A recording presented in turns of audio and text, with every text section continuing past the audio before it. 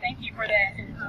Next, we're going to have a guy who's like a second father to me. I actually still call him Dad to this day. Robert Moore. He's a retired U.S. Marshal and Chief of Police and a published author. He's going to come and address the crowd. If everyone could give him a welcome.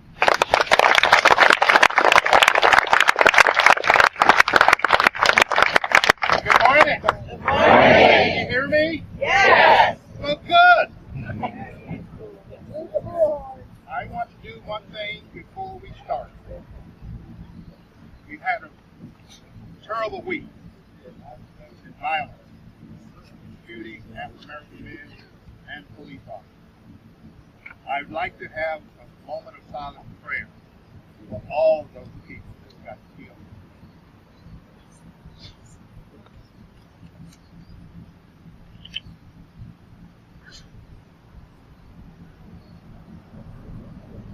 Thank you.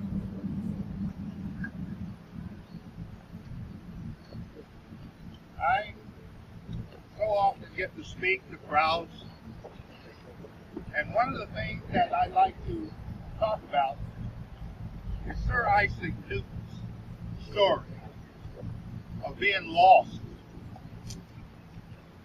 while he was a slave trader. Got lost in a storm. And he came out and wrote a song of which we all sing.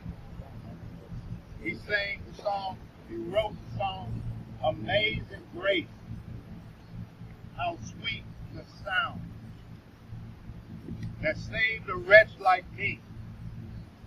He said, I once was lost, but now I'm found.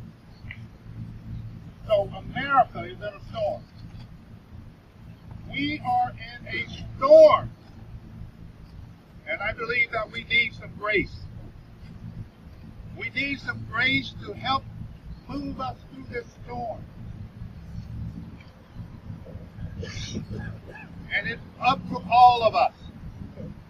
It's up to all of us, not just the police and the black community. We will never solve the problem if we leave it to the police and the black community. Right.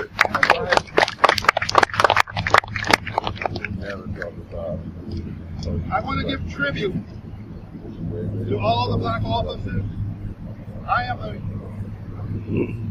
retired U.S. Marshal, but I'm also the Vice President of the Black Law Enforcement Executive here in Springfield. And I will share with you some of the things that we're doing to solve this problem right here in Springfield. And we need you to get aboard. But also I want to say right now that we can support law enforcement, but we can also disdain bad law enforcement. We don't have to be condemned. You don't have to be condemned because you don't support bad law enforcement. That does not mean that you don't support good law enforcement. And we need to make sure the media and the politicians know that. And when we equate that Black Lives Matter in terms of their strategy, and I applaud them for their strategy, because it's bringing youth to the table again. It is bringing youth to the table, the things that we need to be discussing. So, what do we do? The question is always, what do we do? And I heard on the media this past week that, well, the police officers are walking along beside the marchers. Well, you don't get to know a police officer just by walking along with a marcher. Right. You've got to sit down. Somebody said, what type of conversation are we going to have? I see a sign that let's talk. Who is going to talk? Who is going to come to the table to talk? Who are you going to talk to? Who are you going to talk to?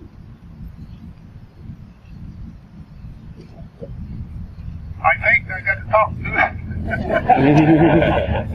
The question is, who are we going to talk to? The other question that I raised is, how would we in Springfield, Illinois, act if we had a Minnesota happen right here in your town? How would you act? Would we be nonviolent? That's a conversation we better have, because it could be right around the corner. But how are you going to is the major question. And the last question I want to ask you is can we do in light of, until we get some police reform? We got to have police reform, but it has to go beyond the police. We have criminal justice system that is deep with it begins with the police, it goes to the state attorney, it goes to a grand jury, and you, as citizens, sometimes are turning bad people loose by your decision. So how do we resolve that? How do we resolve these issues that we're faced with?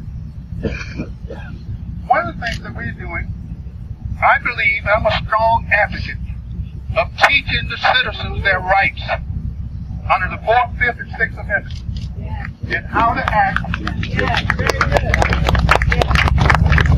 and how to act when it's not about police. We can avoid the majority of the things that we're happening if we just get guys educated. The young man said we have to be educated. We have to be educated.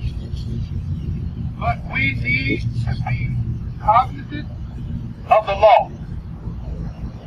We need to be cognizant of the law. We've seen too many people running from the police for no excuse, and the police doing things that they have no business doing once they run. We have got to have that conversation. We have got to have that conversation.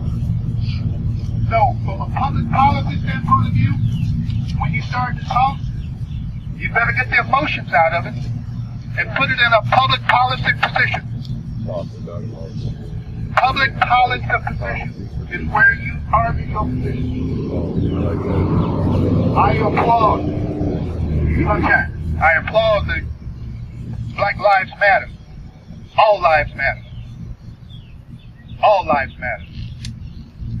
But we have got to have these conversations. But we just can't have conversations when a bad incident happens. We will go along, and I guarantee you, in 2 months from now, if nothing else happens, we'll go back to as things as usual. I guarantee you that. We'll go back to our homes, eating and watching television and complaining, and then the next incident comes, we'll be marching. We've got to stop that. Thank you.